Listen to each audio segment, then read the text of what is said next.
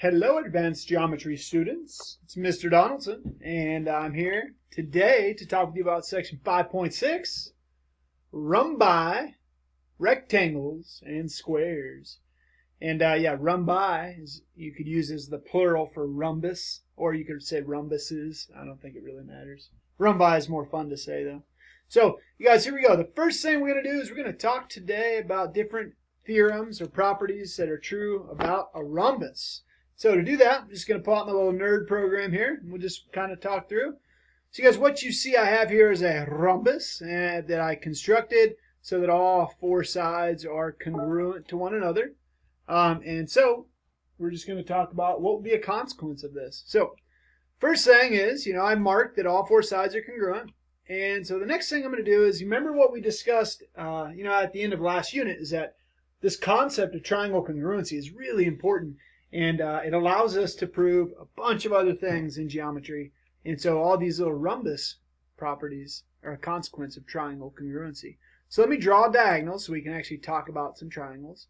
And you guys, if you really paid attention when we did the triangle stuff, you could probably see right now that I have two congruent triangles at this point because of side, side, side. You can see that, one pair of congruent sides, another pair of congruent sides, and they have that shared side. So that means that triangle MRH is congruent to triangle MOH. So the yellow or the pink and the blue one there are purple. Colors are kind of hard to see here on my screen. And so also by CPCTC and by using the isosceles triangle theorem, you could pretty quickly justify that angles 1, 2, 3, and 4 are all congruent to one another. And if that is the case, you guys, you should be able to see this little Z here from R through H, M, and O to show that angles 3 and 2 must be congruent. And by angles 1 and 4 being congruent, you know that the opposite sides are parallel. So the idea is by just starting with the definition of a rhombus, that you have all four sides congruent, you can prove that every single rhombus has to be a parallelogram because of those alternate interior angles. And the other thing I can show you is that angles 1 and 2 are congruent, and angles 3 and 4 are congruent. So that shows you that this diagonal is bisecting those angles. And the same exact thing would be true if I were to do the same argument with the other diagonal. So that's another property of a rhombus. So the first was that a rhombus is a parallelogram, and the second is that the diagonals of a rhombus will bisect the angles. All right, let's hide all this stuff here. Oops. And let's draw the second diagonal for this last property. So this last property just talks about how the diagonals interact with one another. And you could probably see just by looking when I move this that those diagonals appear to be perpendicular to one another. And in fact, they are. All right, so here's how I know that. Because what I just showed you, I was able to prove to you guys that each diagonal bisects a pair of opposite angles. So I can show that all four of these colored triangles are congruent because of angle side angle. And if that is the case, that would make all of these angles inside 5, 6, 7, and 8 be right angles. Because if 5 and 6 are congruent to one another, yet they add to 180, then they each must be 90 degrees. And the same goes for 7 and 8. So what we're able to prove, again, through triangle congruency, by using CPCTC and linear pair postulate, we know that all those angles are right angles, and therefore the diagonals are perpendicular. So you guys, what I essentially did was just go through and very informally prove to you these little properties that we're going to talk about now. So the first is that a rhombus is definitely a parallelogram. As a consequence of its sides being congruent, we know the opposite sides must be parallel. So it is a parallelogram. Now what that means all of those properties of parallelograms are still true for a rhombus as well. So the opposite angles are congruent, the opposite sides are congruent, the diagonals bisect each other, consecutive angles are supplementary. All of those things you know about a parallelogram must also be true for a rhombus. So as a consequence of this property, I know that A, B, C, D is also a parallelogram. Remember, that symbol means parallelogram. The other thing I showed you is that the diagonals bisect, or excuse me, I guess I didn't put these in the same order that I had there, but the diagonals are perpendicular to one another. So from this diagram, if I'm given that it's a rhombus, I know that segment AC has to be perpendicular to segment BD.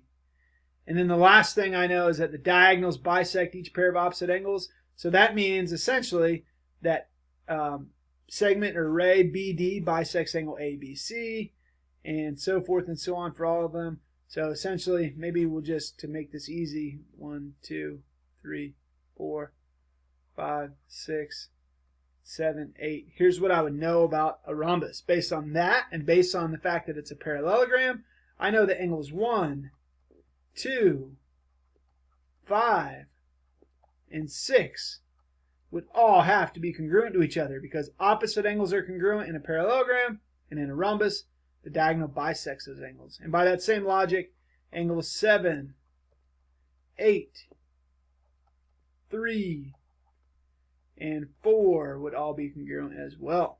There you go. That is a rhombus. Rhombus.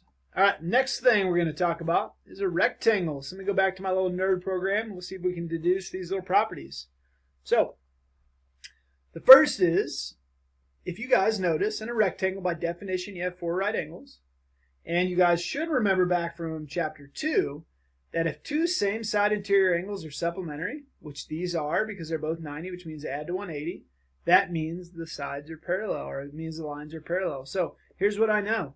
I know that if all the angles are right angles, then same side interior angles are supplementary, making opposite sides of a rectangle parallel, which makes a rectangle parallelogram. So just like a rhombus, a rectangle is a parallelogram. That means all parallelogram rules still apply to a rectangle. All right, which means opposite sides are congruent. So if a rectangle is a parallelogram, then definitely the opposite sides are congruent to each other. And now I'm going to show the diagonals. We're going to talk about a diagonal relationship. So what I've done here is I drew the diagonals, and then I took these overlapping triangles. Triangle RTC, put it here. Triangle ECT, put it here. And here's what I notice. If the opposite sides of this rectangle were congruent, and we have right angles, I can easily show you that these 2 triangles are congruent by side angle side. And here's what that means. These triangles are congruent by side angle side, so by CPCTC, RC has to be congruent to TE or ET. And this means a consequence of a rectangle is that the diagonals are congruent. So there are 2 new things we know about a rectangle. One, it's a parallelogram, which means all of the parallelogram properties still hold. So the opposite sides are congruent, opposite angles are congruent, the diagonals bisect each other, consecutive angles are supplementary. And then here, the diagonals of a rectangle are congruent, so I know for sure if I'm given a rectangle that diagonal ET would have to be congruent to diagonal RC. There we go. All right, and then last quadrilateral we'll talk about today is a square. A square, by definition, is a quadrilateral with 4 congruent sides and 4 right angles. Look, it's a rhombus, 4 congruent sides, and 4 right angles. It's a rectangle. So, by definition, a square is a rhombus and a rectangle at the same time. That means every rhombus theorem is true, every rectangle theorem is true, and also, because rhombuses and rectangles are parallelograms, it means a square is also a parallelogram. So square has every single property that a rhombus has, a rectangle has, and a parallelogram has. It's got it all. Let's look at some examples. All right, here we go. Find all the missing angles. Now you can tell by looking at this diagram that it is a rhombus. All 4 sides are congruent. So the special properties of a rhombus are that the diagonals are perpendicular. So I know that each of these angles are 90 degrees. I also know, special property of a rhombus, that the diagonals bisect the angles, which would make this 60. And by the triangle sum theorem, 60 and 90 would leave 30 degrees here. The diagonal bisects the angle, which leaves 30 degrees here. And because a rhombus is a parallelogram, the opposite angles need to be congruent, which would make this entire angle 120 and each of these 60. So if you just know one little part about a rhombus regarding the angles, you know all of them. By the same logic, these are 30. So all I knew is that 160 degrees, and I can figure out every single angle. All right, this one is a rectangle. Same deal. If I know one, I know them all. And let's talk about why. First of all, in a rectangle, what I know is that because the rectangle is a parallelogram, the diagonals bisect each other. And also, we just said that rectangles have congruent diagonals. So that means that each one of these little triangles is an isosceles triangle. And by the isosceles triangle theorem, these base angles would be congruent. So this would be 40 degrees. And 40 and 40 is 80, which leaves 100 degrees here. And then the linear pair postulate makes 80 degrees here. And then, if these two angles make a right angle because it's a rectangle, 50 degrees, 50 degrees because it's isosceles, and I can just keep working my way around. That'd be 40, 100, 40, 80, 50, and 50. So the beauty of it is, once you know one angle, you know them all. Here's the great thing about a square. Square, I don't have to give you any, and you know everything, because it's got right angles to begin with, and a square is a rhombus. So it's a rectangle, so it has right angles to begin with, and because it is a rhombus, that means the diagonals bisect the angles, which makes every single one of these angles in the square 45 degrees. So we'll just pop those in. We know that right away. Square is easy. And the other thing is, because a square is a rhombus, the diagonals are perpendicular, which means right angle, right angle, right angle, right angle. Perfect. All right, here we go. Next example. Rect is a rectangle. So let me draw a little rectangle here. And here we go. Boom. All right, and it says, I'm going to label it R-E-C-T. And it's got diagonals that intersect at M. So I'm going to draw my diagonals. I'll have them intersect at M. Put point M right here. All right, I know that TM, so from T to M is x squared. And I know ME, from M to E, is 3x plus 4. And I know that RC is 32. So there's a couple ways you can approach setting up an equation for this thing. But what I'm going to do is I'm going to use the fact that in a rectangle, the diagonals are congruent. So this diagonal is x squared plus 3x plus 4.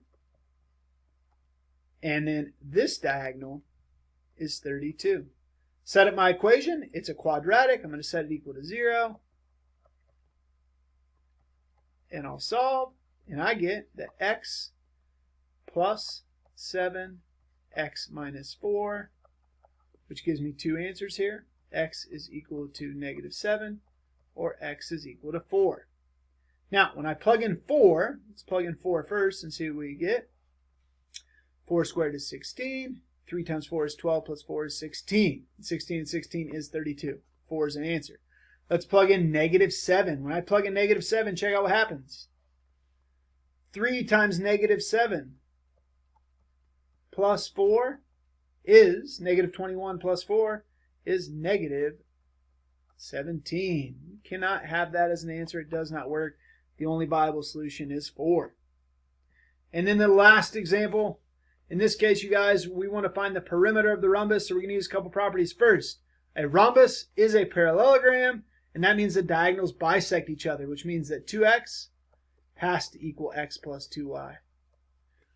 And then, in a rhombus, the sides are congruent, which means 3x minus y equals 2x plus 2y minus 1. Now, I'm going to go ahead and solve this system quickly because I'm running out of time. But check it out. I'm going to get everything on one side set equal to 0. So I would get x, 2x minus x is x, minus 2y equals 0.